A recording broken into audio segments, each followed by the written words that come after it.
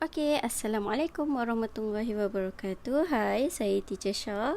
So, hari ni seperti yang dijanjikan, teacher nak masuk tajuk baru iaitu bagi maths ke barang kalian. Sebenarnya tajuk dia yang sebenar untuk KSSM adalah tajuk ni iaitu kebarangkalian peristiwa bergabung. Tapi sebelum nak masuk tajuk ni, teacher akan terangkan balik konsep-konsep asas iaitu yang ni, konsep asas dia. Konsep asas ni bagi silibus KSSM, dia orang dah belajar masa form 3. So untuk yang silibus KBSM ni adalah tajuk form 4. Untuk tajuk yang KSSM sekarang yang form 4 ni adalah tajuk KBSM yang form 5. So nanti sekarang ni maksudnya untuk tajuk kebarangkalian ni bagi silibus KBSM ni macam revision untuk form 4 lah. Untuk yang KSSM untuk form 3 punya revision. Okay, so you guys kena tahu dulu kebarangkalian konsep asas ni, then baru kita boleh gabungkan dengan 2 event. Untuk konsep asas, saya akan terang 1 event sahaja. Okay, so kita start dari basic dulu. Jadi yang pertama adalah ruang sampel, iaitu sample space. Sample space dan bilangan ni saya baru tambah tadi. So untuk sample space ni apa? Sample space ni adalah hasil yang kita mungkin dapat apabila melakukan satu eksperimen. Okay, so contoh kat sini saya kata eksperimen dia, saya tulis kat sini sample space, iaitu ruang sampel lah. Sebab saya dah biasa guna English, saya tertulis English dulu pula. Okey, so kalau ruang sampel, contoh 1 saya bagi. Baling dadu. So untuk ruang sampel bagi baling dadu, apakah yang kita boleh dapat apabila kita boleh baling dadu? Itu adalah kita panggil ruang sampel. Maksudnya semua nombor yang kita boleh dapat dari hasil balingan dadu. Bila kita baling dadu, kita tak tahu kita akan dapat nombor apa, tapi kita tahu kita mungkin akan dapat, ni sample space dia dari baling dadu, kena letak dalam kurungan untuk tulis sample space, iaitu kita mungkin dapat nombor 1, 2, 3, 4, 5, 6. Macam tu. So untuk ruang sampel ni, semua yang hasil mungkin kita dapat dari sesuatu eksperimen. Ni contoh baling dadu. Kalau contoh teacher kata yang kedua, kalau baling shilling. Boleh baling je baling shilling. So kalau baling shilling, kita mungkin akan dapat, kita baling, so mungkin kita akan dapat antara 2 je, yang muka depan tu atau belakang. So saya guna head dengan tail lah, kepala dengan ekor lah, head dengan tail. Ni ruang sampel yang mungkin kita dapat. Kalau yang ketiga, contoh lagi, kalau teacher kata satu balang mempunyai kad bernombor 1 sampai 10. So kalau kita nak tarik kad, apakah sample space yang kita boleh dapat dari sini? Maksudnya apakah sample space untuk ambil dia? Apa yang berkemungkinan kita dapat? Ruang sampel lah, sample space. So ruang sample space ni, bila kita ada kad bernombor 1 sampai 10, maksudnya dalam ni kita akan start dari nombor 1, 2, 3, 4, 5, 6, 7, 8, 9, 10. Ni adalah sample space dia, ruang sampel. So ingat tau, kita nak ambil kad dalam satu balang, ada nombor 1 sampai 10 dalam tu. So kita ambil, kita tak tahu kita akan dapat nombor apa, tapi berkemungkinan antara 10 nombor ni lah. So ini adalah ruang sampel dia. Okay, and then teacher bagi lagi satu. Contoh dekat satu rak buku, ada buku, dekat buku tu, dekat rak tu ada buku maths, rak tu ada buku maths, science, fizik, bio. Contoh ada 4 buku ni. So dari 4 ni, kalau kita nak tarik salah satu yang keluar, kita akan nyatakan ruang sampel dia, sampel space dia, ruang sampel. So, bila orang nak pilih dari rod tu, kita tahu antara 4 kemungkinan je yang kita boleh dapat buku kat situ, iaitu antara Maths, Science, Fizik, Bio. Okay, so saya nak you guys fahamkan konsep sample space ni. Sebab yang ni akan main banyak sangat dalam kebarangkalian. You mesti tera pasal sample space. Okay, jadi untuk sample space ni, kalau kita nak nyatakan bilangan. So, kalau dia minta bilangan. Okay, kalau bilangan, kita hanya kira, ni hanya bilangan dadu ni, baling dadu ni teacher buat sebagai A. Okay, A. So, baling dadu, eksperimen A. Kita buat eksperimen A, baling dadu. Jadi, bilangan kita tulis N. Number of bilangan bagi A untuk sample space dia, ruang sampel dia. Kita kira je lah ada berapa. 1, 2, 3, 4, 5, 6. Jadi, ada 6. Macam tu. Okay. And then, kalau baling shilling, teacher kata ni adalah eksperimen B. Jadi, bilangan untuk sample space bagi B adalah 1, 2. 2, macam tu. And then, bilangan untuk seterusnya sample space. Sorry, saya bilangan sample space adalah S. Dia memang confirm S. Sebab sample space kan. Ni saya dah buat macam event. Sorry. So, sample space and S untuk ruang sampel, okay. So, satu balang yang bernambah 1 sampai 10. So, sekarang bilangan sample space dia, ruang sampel dia adalah 10 lah. Kalau yang untuk satu rak buku yang saya tulis ni, bilangan sample space dia adalah 4. Okay, macam tu Ni adalah konsep asas bagi sample space. Jadi, dah masuk. Okay, peristiwa. Peristiwa ni bila dari sample space tadi, dia lebih spesifik, kita akan nyatakan peristiwa apa yang akan berlaku. Okay, contoh, kalau saya kata ni dari sample space, event ni, peristiwa ni mesti dari sample space. Dia bawah dia lagi sikit dari sample space, dia merangkumi, dia mesti dalam sample space. So, contoh, kalau baling dadu, saya tulis peristiwa dia. Peristiwa dia, saya kata peristiwa mendapat nombor genap. So, nombor genap ni apa? Nombor genap ni adalah odd number lah, iaitu nombor 1, 3, 5. So, saya tulis kat sini, peristiwa dia adalah 1, 3, 5. Okay, dia mesti dari sample space. Okay, ni saya ambil dari baling dadu lah. Kalau contoh, kan nombor genap ni dia termasuk dengan genap. Ni nombor, astagfirullahaladzim. Nombor genap is 2, 4, 6. 1, 3, 5 nombor ganjil. Sorry guys. So, untuk nombor genap, 2, 4, 6. Tapi, kita tak akan ambil 2, 4, 6, 8, 10 tak. Kita tak akan ambil 8 dengan 10 tu sebab dia tak termasuk dalam ruang sampel.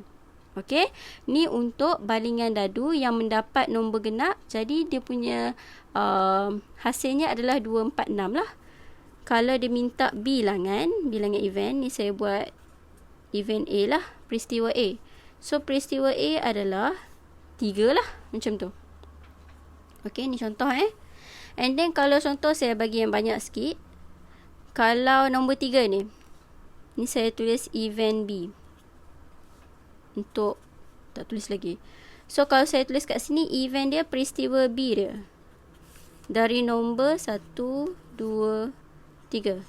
Okay, dari nombor 3. Contoh. So, saya kata event dia adalah mendapat nombor lebih dari 5. Okay. So, kat sini saya tengok mendapat nombor lebih dari 5 adalah 1, 2, 3, 4, 5. Iaitu start dari 6. 6, 7, 8, 9, 10. So, saya senaraikan 6, 7, 8, 9, 10. Ini adalah peristiwa dia, iaitu peristiwa dia mendapat nombor lebih dari 5. Kalau dia minta bilangan saya akan buat bilangan untuk peristiwa B adalah, kita kiralah 1, 2, 3, 4, 5 macam tu. Okey. So ni adalah untuk peristiwa. Saya tak buat yang lain, saya bagi nak fahamkan dua ni je. Saya bagi contoh dua ni untuk peristiwa. So ini adalah peristiwa. And then kebarangkalian suatu peristiwa. Untuk kebarangkalian suatu peristiwa, dia akan berkait dengan peristiwa dengan ruang sampel. Sebab dia ada formula dia untuk kebarangkalian peristiwa. Rangkalian peristiwa, suatu peristiwa So untuk kebarangkalian suatu peristiwa, dia punya formula adalah P, kebarangkalian bagi sesuatu peristiwa, event, bersamaan bilangan event bahagi bilangan sample space, ruang sampel. So dia punya dalam BM dia, kebarangkalian bagi suatu peristiwa bersamaan dengan bilangan peristiwa bahagi dengan bilangan sampel space lah, ruang sampel. So saya tulis kat sini, ini adalah bilangan yang macam tadi kita buat, peristiwa bahagi dengan bilangan ruang sampel. Sebab tu saya cakap yang ni you guys kena tera lah ruang sampel dengan bilangan peristiwa. Untuk yang single, sekarang baru single event, satu event je saya buat, satu peristiwa. Nanti baru kita buat gabungan. Tapi yang basic you kena faham dulu. Okay, ni adalah kebarangkalian peristiwa. Suatu peristiwa. Okey, so ni adalah formula dia. Jadi kamu hanya perlu masukkan sahaja contoh dari soalan tadi. Ni adalah, okey, saya tulis balik. Tadi kita dah buat satu contoh, iaitu sample space bagi baling dadu. Baling dadu, sample space dia adalah 1, 2, 3, 4, 5, 6. Jadi, bilangan untuk sample space dia, ruang sampel adalah 6. Kalau saya cakap peristiwa sekarang adalah kita nak cari kebarangkalian bagi mendapat nombor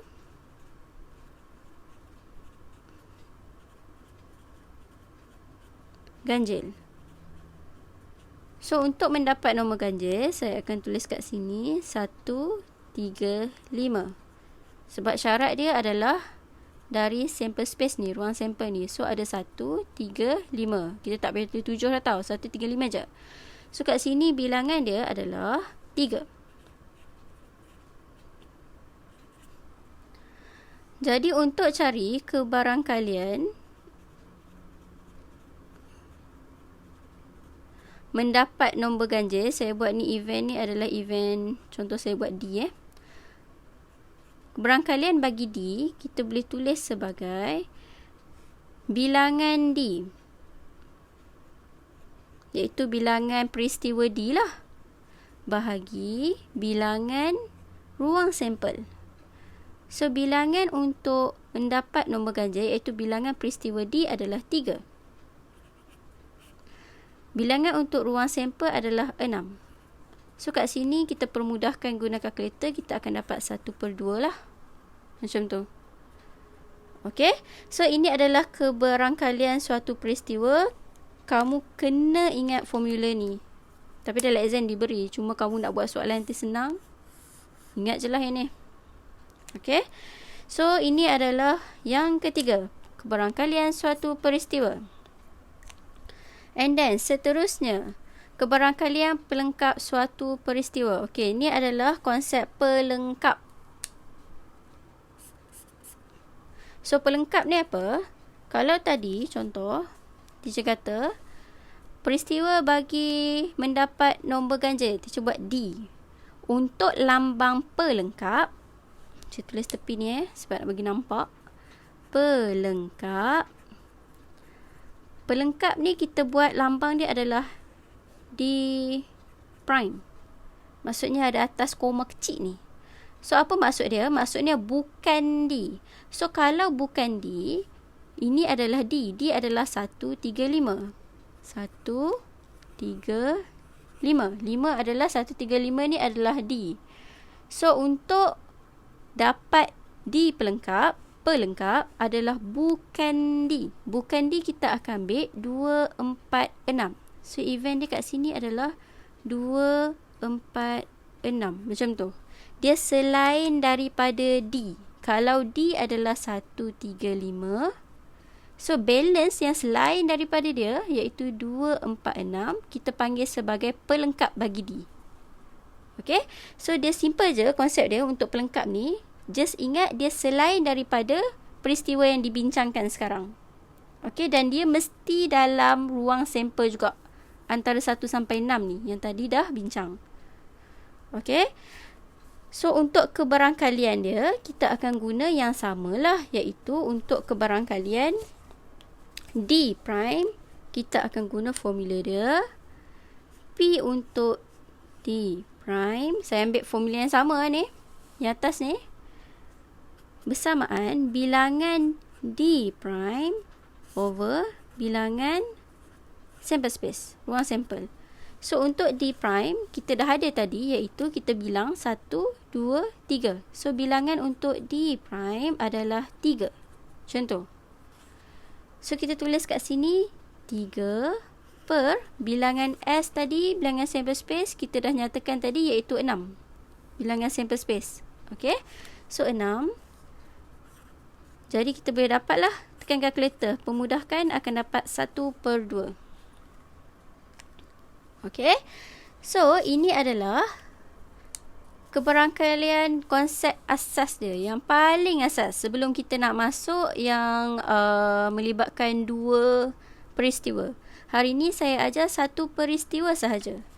So, insya-Allah esok bila dah faham konsep asas ni, baru kita akan masuk yang kedua, iaitu kita akan masuk combined event, iaitu kebarangkalian peristiwa bergabung. Jadi untuk esok kita akan belajar masuk tajuk yang baru. Make sure you guys punya konsep asas bagi kebarangkalian ni you guys dah okey untuk ruang sampel ni. Okey, ruang sampel peristiwa, kebarangkalian suatu peristiwa dengan pelengkap. Alright. Okey, so sampai situ sahaja untuk hari ni. InsyaAllah nanti kita jumpa lagi esok. Minggu ni kita buat jam 6.30.